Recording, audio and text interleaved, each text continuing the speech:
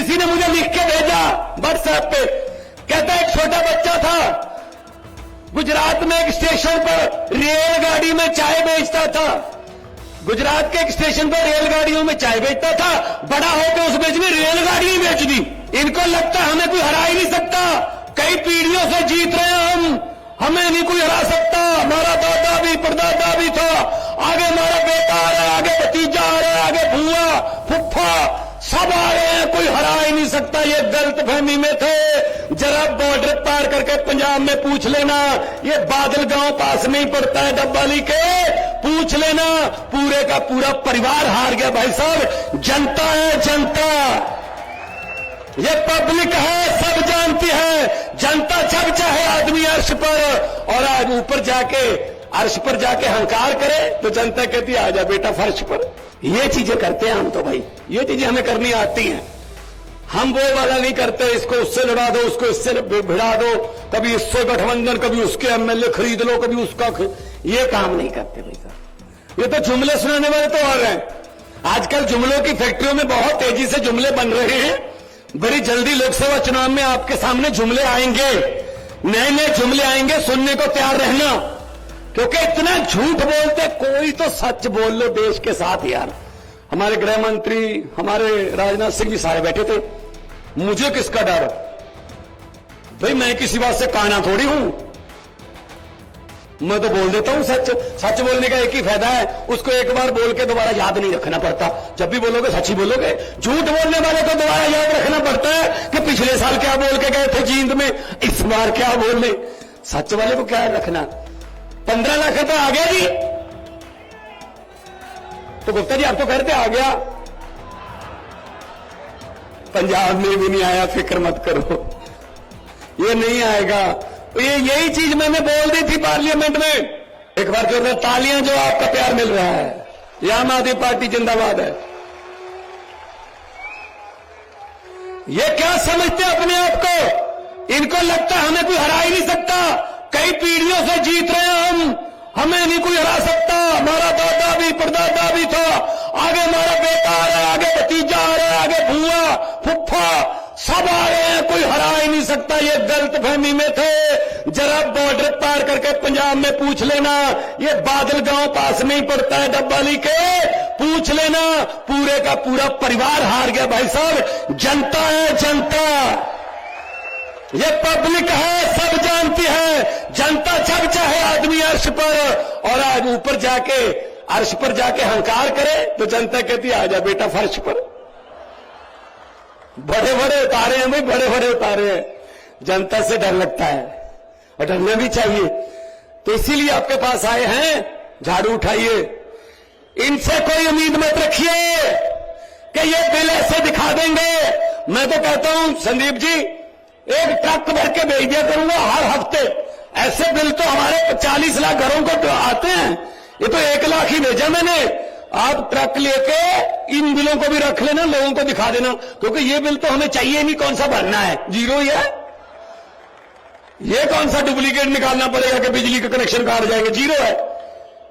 ये किसने सिखाया, अरविंद केजरीवाल ने, क्योंकि उन्होंने दिल्ली में करके दिखाया, फिर उस बात को, उस सोच को हमने अपनाया तो कामयाब। पंजाब में 664 आम आदमी क्लिनिक बन चुके हैं, 125 तैयार हैं अगले हफ्ते। आपको जानकर खुशी होगी कि अब तक आज दोपहर 12 बजे तक का मेरे पास जाता है, 1 करोड़ बंदा उन मोहल्ला क्लिनिकों से दवाई लेके ठीक होकर अपने घर जा चुका है। इसका मतलब हर तीसरा बंदा पंजाब का। ये चीजें करते हैं हम तो भाई, ये चीजें हमें करनी आती हैं। हम वो वाला नहीं करते, इसको उससे लड़ा दो, उसको इससे भिड़ा दो, कभी इससे गठबंधन, कभी उसके एमएलए खरीद लो, कभी उसका ये काम नहीं करते भाई साहब। ये तो जुमले सुनाने वाले तो और हैं। आजकल जुमलों की फैक्ट्रियों में बहुत तेजी से जुमले बन रहे हैं। बड़ी जल्दी लोकसभा चुनाव में आपके सामने जुमले आएंगे, नए नए जुमले आएंगे, सुनने को तैयार रहना, क्योंकि इतना झूठ बोलते, कोई तो सच बोल लो देश के साथ यार। मैं जब पार्लियामेंट में था, मैंने तो बोल दिया था उस वक्त, सामने बैठे थे हमारे मोदी जी, हमारे गृह मंत्री, हमारे राजनाथ सिंह जी सारे बैठे थे, मुझे किसका डर, भाई मैं किसी बात से काना थोड़ी हूं, मैं तो बोल देता हूं सच। सच बोलने का एक ही फायदा है, उसको एक बार बोल के दोबारा याद नहीं रखना पड़ता। जब भी बोलोगे सच ही बोलोगे। झूठ बोलने वाले को दोबारा याद रखना पड़ता है कि पिछले साल क्या बोल के गए थे जींद में, इस बार क्या बोलने। सच वाले को क्या रखना। 15 लाख रुपए आ गया जी, तो गुप्ता जी आप तो कहते आ गया, पंजाब में भी नहीं आया, फिक्र मत करो, ये नहीं आएगा। ये यही चीज मैंने बोल दी थी पार्लियामेंट में। मैंने कहा 15 लाख की रकम लिखता हूं तो कलम रुक जाती है। जुमले सुनिए इनके जुमले। 15 लाख की रकम लिखता हूं तो कलम रुक जाती है, काले धन के बारे में सोचता हूं तो स्याही सूख जाती है। मोदी जी हर बात ही जुमला निकली, अब तो ये भी शक है क्या चाय बनानी आती है। ये बात शक में है भाई साहब, मुझे लगता नहीं चाय बनानी आती होगी, क्योंकि वो तो स्टेशन कहते हैं, स्टेशन ही बाद में बना था जहां पर बेच के चाय। किसी ने मुझे लिख के भेजा व्हाट्सएप पे, कहता एक छोटा बच्चा था गुजरात में एक स्टेशन पर रेलगाड़ी में चाय बेचता था। गुजरात के एक स्टेशन पर रेलगाड़ियों में चाय बेचता था, बड़ा होकर उस बेच में रेलगाड़ी बेच दी, सब जहाज बेच दिए, तेल बेच दिया, भेल बेच दिया।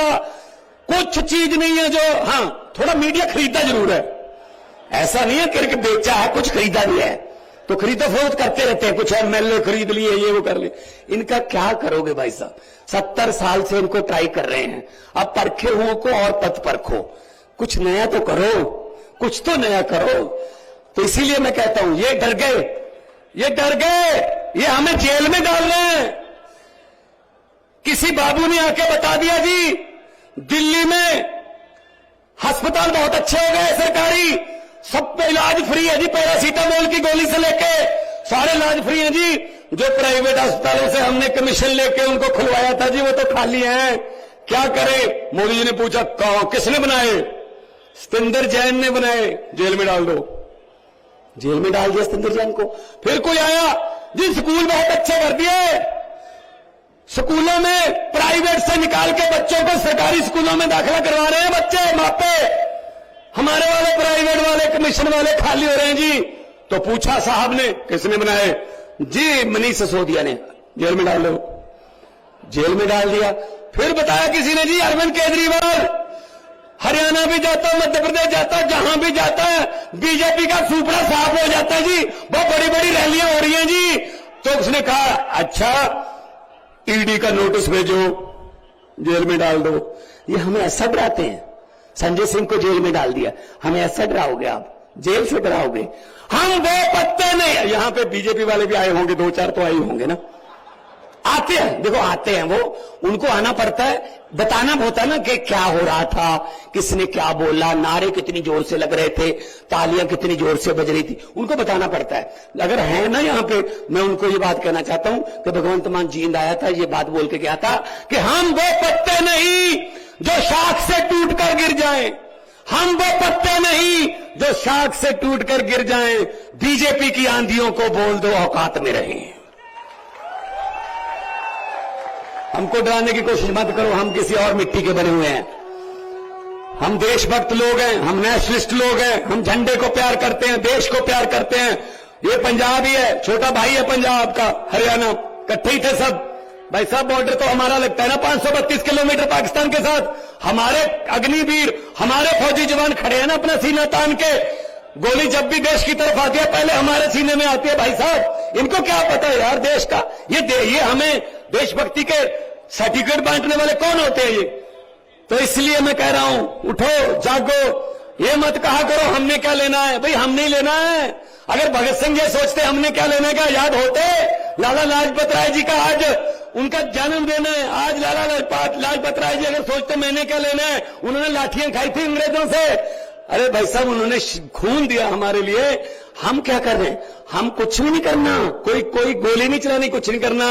एक ऐसा बक्सा होता है जिस दिन वोट पड़ेंगे ऐसी होगा, पर्दा लगा होगा, एक बटन दबा देना, झाड़ू वाला बटन दबा देना और उसमें से एक आवाज आएगी, टी ऐसे आवाज आएगी।